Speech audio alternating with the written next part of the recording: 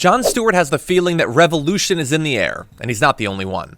John, yeah, we're in it. We're in it. Tinderbox. Well, that's like a historian of revolution has just told us we're in it.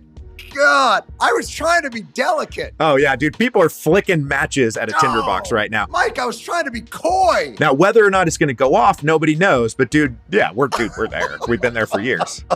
The big takeaway from revolutions that people know is my great idiot theory of revolution. Yes. Which is right, which is not the great man theory, but like, yes, it does take a certain kind of moron to like actually blow it so bad that you get overthrown. These are some of the dumbest motherfuckers I've ever met. Well, in my life. when you listen to your podcast on Rome, watching in slow motion, the Romans destroying this 100-year period of more egalitarian, more democratic, more to watch them destroy it by just taking away farmland, and you're watching it in slow motion going, why would you do that? Why are you doing this? And Charles the First, who was the first sort of, and he wound up being the sort of prototype for all my future leaders that get overthrown. This is during like the Cromwell era in England. Like nobody wanted to chop his head off. Like nobody wanted to kill him. I know. They just wanted some reform. All they wanted was like, we just want Parliament to control the budget and maybe like have a veto over war and peace. And we're not looking to decapitate. Yeah, like I can't do that. So like they had to chop his head off. I'm shocked that there has not been an immigration Kent State moment at this point. I mean, that just seems inevitable. Something bad is absolutely going to happen at an ice conflict, and whether it's false flag or whether it's an accident or whether it's fully motivated, that's going to happen. That's going to trigger martial law or an attempt at it. A reaction, right. I'm not going to play with these anymore. MAGA hats are off. America First hats are on.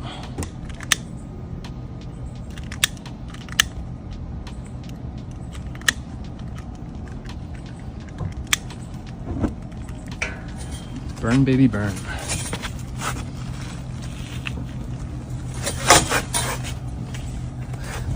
And this is a great representation of what's left of MAGA. All right. You are a self-described democratic socialist. Do you think that billionaires have a right to exist? I don't think that we should have billionaires because, frankly, it is so much money in a moment of such inequality.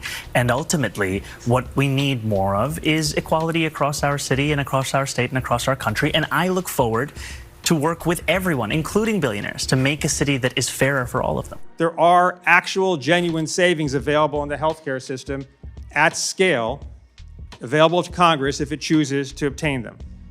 If we dealt with the problem of excess drug pricing, we could save conservatively $200 billion a year by cracking down on Big Pharma's price gouging and monopolistic practices. At a 40% cut, the country would be paying the same as the VA, but still more than other countries. We could save $100 billion by ending privatized Medicare. Those savings would actually save us money by increasing efficiency, ending waste and abuse, and expanding coverage and quality of care. We could have even larger savings by taking on the problem of administrative waste in the healthcare system, which is vastly higher in the United States than it is in competitor countries. If we move to a Medicare for all system, we could conservatively save $700 billion a year in administrative overhead. $700 billion a year, that's $7 trillion the way we count for budget reconciliation. $7 trillion. And we would do so not just by saving money, but by expanding care. That is the way forward for this country. Not to cut back and punish the poor and vulnerable, but by deliver on the nation's promises, expand healthcare, crack down on corporate abuses, and deliver the quality and affordable care that all of us need, deserve, and have a right to. If you think about it, what Trumpism is about, it's, when he goes to Saudi Arabia and he loves this guy MBS, who is a murderer, killed a Washington Post journalist, but he's rich, and he can make a deal with him. Well, what this is all about is that if you're rich in America and you can make campaign contributions, you are entitled to massive tax rates because you're superhuman beings. But if you're a poor working stiff going out, you're working in McDonald's, you're working in a factory, you're struggling to put food on the table, hey, you are entitled to nothing. We're going to cut not only health care in this bill, massive cuts in nutrition for kids, for elderly people, massive cuts in education, making it harder for kids to be able to attend college. That is what Trumpism is about, for the superior people, the Elon Musks of the world, the people who are successful. We're going to make them more successful. You're a working stiff. You're entitled to nothing. And the other interesting element about this whole thing is, Elon Musk came out against it.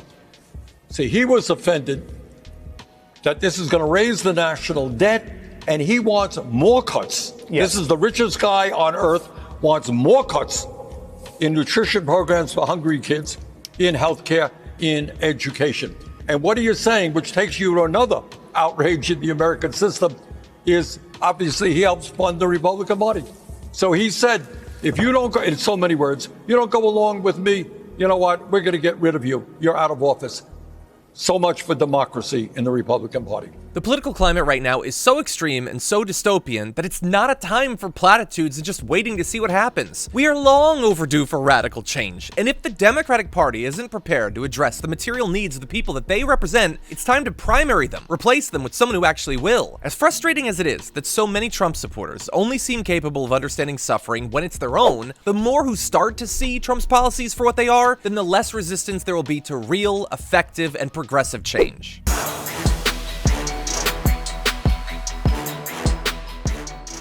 If you enjoyed that, make sure that you never miss another video by subscribing. And if you want a little more, consider hitting the join button and becoming an actual member.